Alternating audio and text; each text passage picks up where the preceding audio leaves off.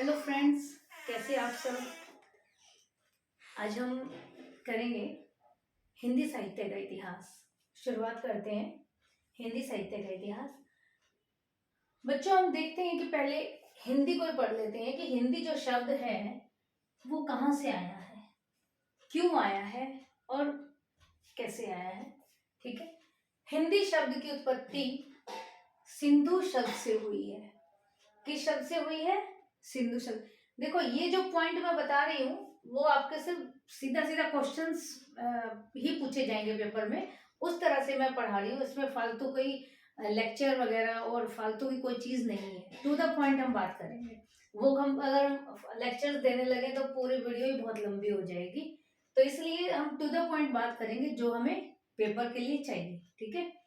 एक तो क्वेश्चन यहीं से बनता है आपका कि हिंदी शब्द की उत्पत्ति कहाँ से होती है? सिंधु शब्द से होती है। ये फारसी भाषा का शब्द है, ये भी क्वेश्चन आता है पेपर में। और फारसी को फारसी, पारसी और ईरानी ये सब कहा जाता है। ठीक है। अब कैसे कहा जाता है अब ये देख लेते हैं। जैद अवेस्ता धर्म के जो लोग थे, जैद अवेस्ता धर्म के लोग सैंधव को हैंदव कहते थे। ठीक है। सैंधव को हैंदव कहते थे। वो लोग स को ह बोलते थे वो लोग। ठीक है। ह को स को ह। ठीक है। तो हिंदू को सिंधु बोलते थे वो लोग। हिंदू को सिंधु बोलते थे। इसीलिए वो लोग ह को स बोलने के कारण ही हिंदू को सिंधु कहते थे। ठीक है। हिंदू शब्द का सर्वप्रथम प्रयोग सरफुद्दीन यहूदी ने किया। किसने किया? हिंदी।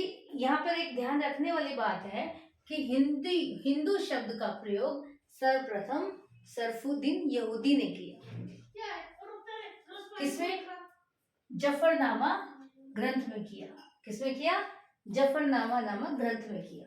अब यहाँ पर हमें एक बात ये ध्यान रखनी है कि जफरनामा ग्रंथ को एक नियामत खान जॉन कवि, जो सूफी कवि है, उन्होंने भी लिखा। नेचर के मतलब प्रकृति के बहुत बड़े अपने वो हुए हैं राइटर, पॉइट कवि थे वो।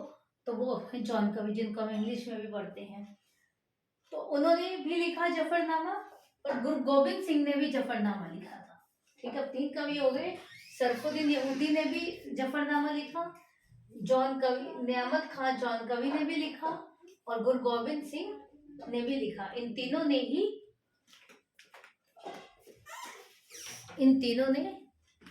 ये लिखा है जफरनामा। ठीक है।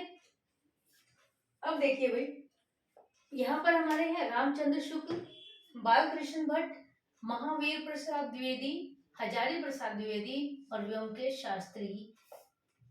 ये सब क्या कहते हैं? ये सब ये कहते हैं कि साहित्य के केंद्र में मानव है। इन सभी ने साहित्य के केंद्र में मानव को माना है। ठीक है। इतना समझ आया आपको? नेक्स्ट चलते हैं।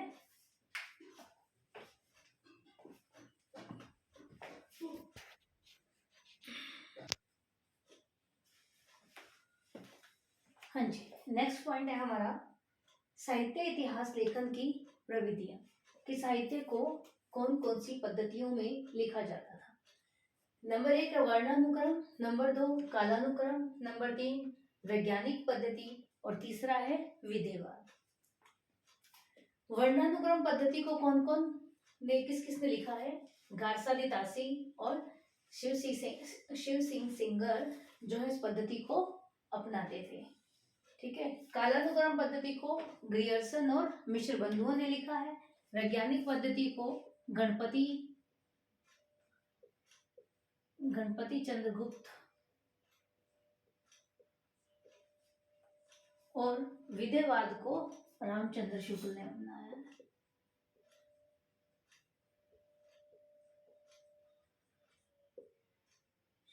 ये रामचंद्र शुक्ल है। ठीक है। अब भाई देखो, ये जो वर्णानुक्रम पद्धति है, रामचंद्र शुक्ल इसके बारे में क्या कहते हैं कि यह बिल्कुल घटिया स्तर की पद्धति है। रामचंद्र शुक्ल इसके बारे में क्या कहते हैं, इसको आप शॉर्ट फॉर्म में भी लिख सकते हो रामचंद्र शुक्ल को। रामचंद्र शुक्ल जी इसे ग्रंथ ना मानकर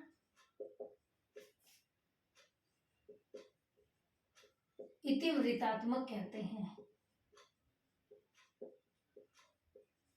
ग्रंथ ना मानकर क्या कहते हैं, इतिवृत्तात्मक कहते हैं। और इसमें से और क्या क्वेश्चन बनेगा, हाँ ये जो 4 राइटर्स के नाम दिए हुए, गारसारीदासी number 1, number 2 Shiv Singh Sengar, number 3 Grierson और नंबर 4 मिश्र बंधु। यहाँ से क्वेश्चन बनता है कि इनको दे देंगे आपको क्रम में लगाने के लिए कि इनको क्रम में लगाओ, सबसे पहले कौन सा है, दूसरे पे कौन सा, तीसरे पे कौन सा है और चौथे पे कौन सा है। नंबर 1 पे गारसारीदासी, number 2 Shiv Singh Sengar, number 3 Grierson और नंबर 4 मिश्र बंधु। ठीक है, इसके आगे का हम देखते हैं। इसके आगे है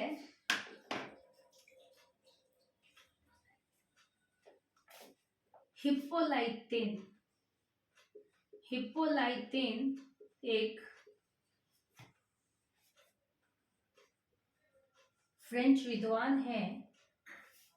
इन्होंने विधेयवाद को जन्म दिया, मतलब ये विधेयवाद के जन्मदाता थे, विधेयवाद के जन्मदाता थे। दूसरा है रामचंद्र शुक्ल। रामचंद्र शुक्ल है विधेयवादी, उन्होंने विधेयवादी को दिया था, विधेयवादी पद्धति को।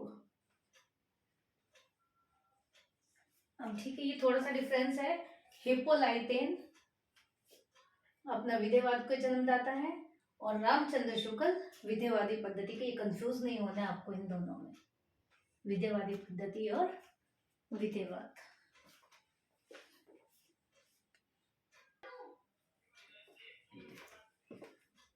नेक्स्ट पॉइंट है हमारा साहित्य लेखन की परंपरा।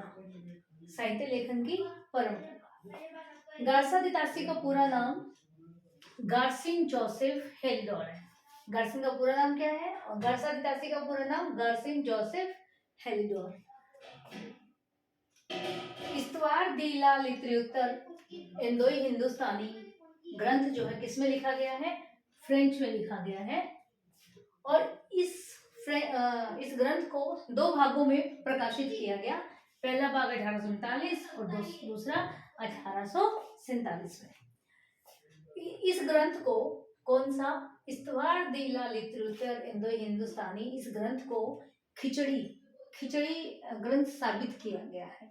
इसे खिचड़ी ग्रंथ क्यों साबित किया गया है, क्योंकि इसमें सभी भाषा के कवियों का जिक्र किया गया है। 738 कवि हुए हैं, सभी भाषा के, उर्दू, फ्रेंच और अपना हिंदी, पंजाबी, सब का उसमें उसने जिक्र कर दिया। एक ध्यान देने वाली बात ये है, ये जो राइटर थे ना अपना गारसारीदासी, इंडिया में कभी नहीं आए, कभी भी इंडिया में नहीं आए, विदेश में बैठकर इन्होंने जो है ये ग्रंथ लिखा था।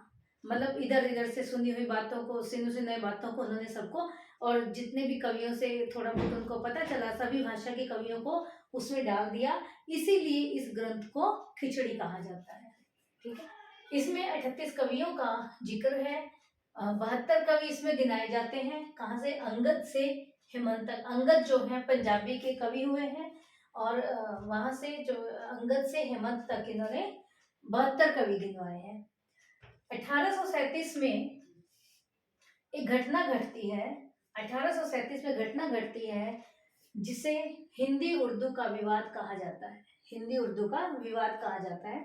इसमें गारसारीदासी ने एक पत्रिका, ज्ञान प्रदायिनी पत्रिका का अनुवाद किया था। गारसारीदासी ने ज्ञान प्रदायिनी नामक पत्रिका निकाली थी, जिसे पंजाब के बाबू नवीन चंद्र ने हिंदी की भद्दी बोली कहा था। क्या कहा था, हिंदी की भद्दी बोली। नेक्स्ट है इंदोई हिंदवी से अर्थ लिया, हिंदी लिया गया है। हिंदुई हिंदवी से हिंदी अर्थ लिया गया है और हिंदुस्तानी से उर्दू।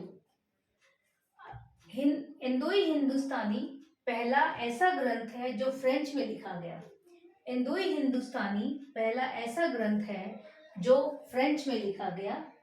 और लक्ष्मी सागर वार्ष्णेय ने 1952 में इस ग्रंथ का इस्तवार दी लालित्युत्तर, इस ग्रंथ का उन्होंने 1952 में अनुवाद किया था, हिंदी में अनुवाद किया था। ये आपका सब जो है एक एक क्वेश्चन आपका लेकर चलते हैं, ये जो भी एक्सप्लेनेशन यहाँ पर हो रही है, ठीक है। लक्ष्मी सागर वार्ष्णेय ने 1952 में इस्तवार दी लालित्युत्तर का अनुवाद किया था, ठीक है। नेक्स्ट देखते हैं।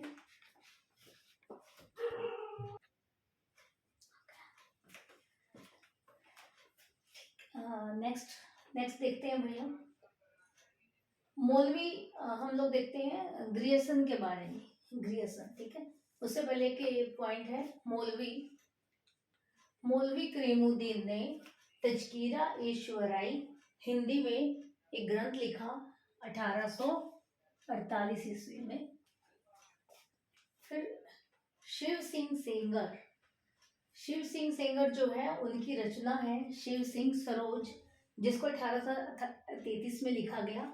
अब आप ये देखिए, हिंदी भाषा का, इसमें ध्यान देने वाली बात ये है कि हिंदी भाषा का पहला ग्रंथ अगर पूछता है, हिंदी भाषा का, हिंदी साहित्य का नहीं, हिंदी साहित्य का अगर होगा तो वो होगा गारसादी का इस्तवार दी लालित्युत्तर, ठीक है। और हिंदी भाषा का आ जाए तो उसका होगा शिव सिंह सेंगर का शिव सिंह सरोज। उसके बाद हिंदी भाषा का पहला ग्रंथ वो आ गया आपका 1003 में। हिंदी के पहले कवि कौन हुए हैं? पुष्य या पुंड। ग्रियर्सन का पूरा नाम क्या था? जॉर्ज इब्राहिम ग्रियर्सन, जो आयरलैंड के निवासी थे। और इन्होंने कौन सा ग्रंथ लिखा था? The modern vernacular literature of Hindustan, English में लिखा था 1888 ईस्वी में। फिर किशोरी लाल गुप्त ने इसी ग्रंथ का हिंदी में अनुवाद किया 1957 ईस्वी में। किसने अनुवाद किया था? किशोरी लाल गुप्त ने। फिर क्या हुआ? बंगाल की एशियाटिक सोसाइटी ऑफ बंगाल ने एक पत्रिका प्रकाशित की जिसका नाम था वॉरेन हेस्टिंग्स का सांडा। वॉरेन हेस्टिंग्स का सांडा कब? 1784 ईस्वी में। भैया ये था अपना आज तक का हिंदी साहित्य, और उसका नेक्स्ट पार्ट हम पढ़ेंगे नेक्स्ट वीडियो में, ठीक है। Okay, bye, take care.